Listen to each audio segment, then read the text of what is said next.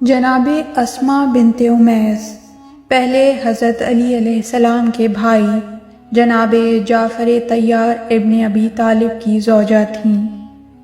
سب سے پہلے ہجرت جو جناب جعفر طیار کی قیادت میں حبشہ کی جانب ہوئی ہے، جناب اسماء بنت امیس شانہ بشانہ ساتھ رہیں اور ہجرت کی تمام تر دشواریوں کو اتنے خوبصورت انداز میں تحمل کیا کہ تمام مہاجروں کے دل کی ڈھارس بن گئیں۔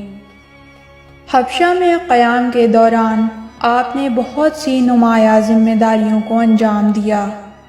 وہاں کے لوگوں کو اسلام کی تعلیمات سے روشناس کرانا آپ کے ذمے تھا۔ یوں تو جناب اسماء بنت امیس نے جناب جعفر طیار کے ساتھ 7ویں ہجری کو دوبارہ مدینے کی جانب ہجرت کی۔ روایات میں ملتا ہے کہ جناب اسماء بنت امیس جناب فاطمہ زہرا سلام اللہ علیہا کی شادی میں شریک تھیں۔ چنانچہ اس موقع پر ایک مرتبہ رسول خدا صلی اللہ علیہ وآلہ وسلم نے بی بی فاطمہ سلام اللہ علیہا کے مخصوص حجرے سے تمام خواتین کو جانے کا حکم دیا۔ سب چلی گئیں مگر جناب اسماء بنت امیس نہیں گئیں۔ رسول اللہ صلی اللہ علیہ وآلہ وسلم نے رکنے کا سبب دریافت کیا تو جناب اسماء نے کہا کہ حضرت خدیجہ سلام اللہ علیہا کی وفات کے وقت میں ان کے پاس تھی۔ اس وقت وہ اپنی بچی کے لیے گریہ کر رہی تھیں کہ شادی کے وقت ایک لڑکی کو ماں کی بہت ضرورت ہوتی ہے۔ اس وقت میں نے ڈھارس دیتے ہوئے کہا تھا کہ میں وعدہ کرتی ہوں اگر میں زندہ رہی تو اس موقع پر ضرور فاطمہ کے ساتھ رہوں گی۔ خود فرماتی ہیں کہ میں جناب فاطمہ الزہرا سلام اللہ علیہا کے تمام بچوں کی ولادت کے وقت ان کے پاس رہی ہوں۔ آپ حالانکہ عمر اور رشتے میں جناب فاطمہ سلام اللہ علیہا سے بڑی تھیں اور جناب فاطمہ سلام اللہ علیہا بھی آپ کو ماں کہہ کر مخاطب کیا کرتی تھیں، مگر جناب اسماء بنت امیس اپنے آپ کو جناب فاطمہ الزہرا سلام اللہ علیہا کی کنیز کہلا کر ناز کیا کرتی تھیں۔ آپ نے جناب جعفر طیار کے ساتھ 7ویں ہجری کو حبشہ ترک کر کے ہمیشہ کے لیے مدینے کی جانب ہجرت کی۔ 8ویں ہجری جنگ موتا میں جناب جعفر طیار کی شہادت ہو گئی۔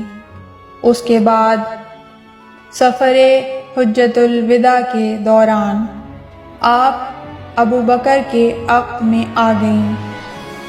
اب یہ سوال کہ ایسا کیوں ہوا، کیوں اسماء بنت امیس جیسی عظیم خاتون ابو بکر کی زوجیت میں آئیں، کیوں حضرت علی علیہ السلام نے مخالفت نہیں کی؟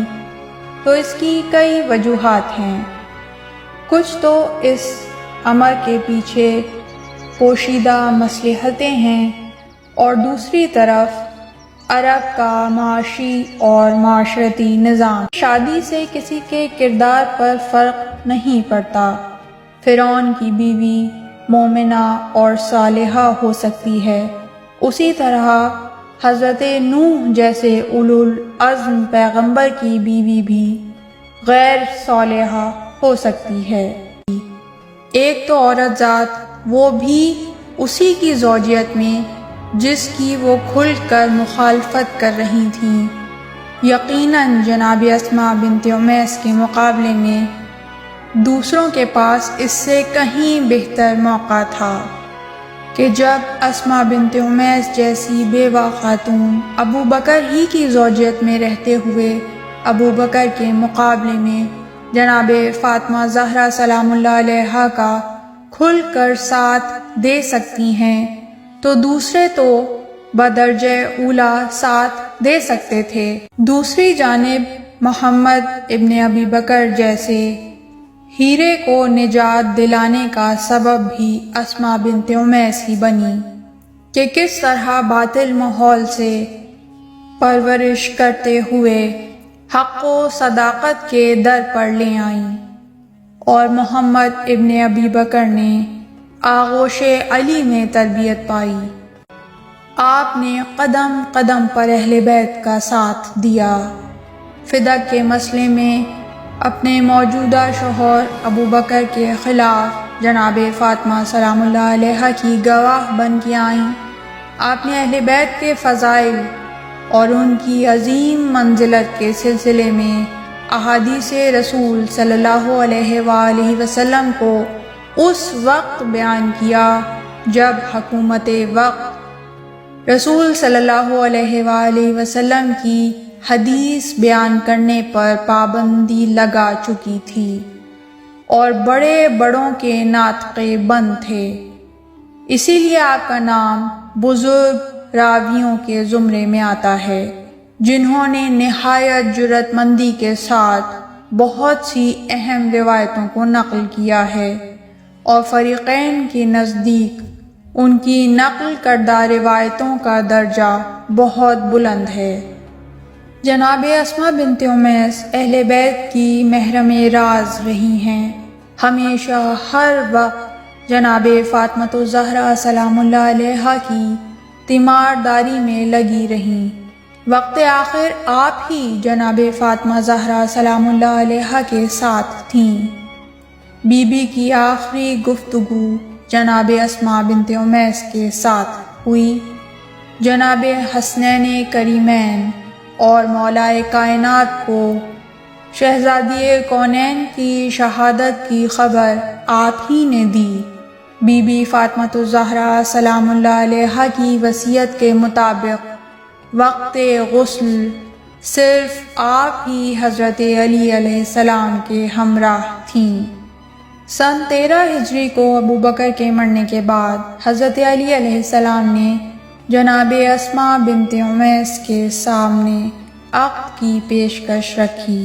جناب اسماء بنت امیس نے فوراً قبول کر کے مختصر مدت کے بعد کچھ کارہائے نمایاں انجام دینے کے بعد محمد ابن ابی بکر کو لے کر حضرت علی علیہ السلام کے گھر میں آ گئیں۔ وہ محمد جن کے بارے میں حضرت علی علیہ السلام فرماتے تھے کہ محمد میرا بیٹا ہے۔ اس طرح آخرکار جناب اسماء بنت امیس دوبارہ اپنے ہی گھر میں آ گئیں، کیونکہ آپ ابتدا سے ہی اسی آنگن ابو طالب کی بہو تھیں۔ حضرت علی علیہ السلام سے اسماء بنت امیس کے ہاں 2 بیٹے یحییٰ اور عون کی ولادت ہوئی۔ یحییٰ نے بچپن میں ہی وفات پائی، جبکہ عون ابن علی کربلا میں شہید ہوئے۔ 38 ہجری میں محمد ابن ابی بکر بمقام مصر شہید کر دیے گئے۔ محمد ابن ابی بکر کا سر ام حبیبہ بنت ابو سفیان نے تحفتاً اسماء بنت امیس کو بھجوایا۔ اس وقت وہ جائے نماز پر تھیں۔ خبر سنتے ہی اسماء بنت امیس کا سینہ پھٹ گیا اور خون جاری ہو گیا۔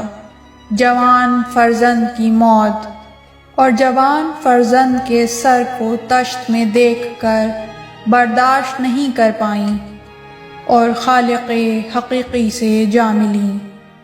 انا للہ و انا الیہ راجعون، الا لعنت اللہ علی القوم الظالمین۔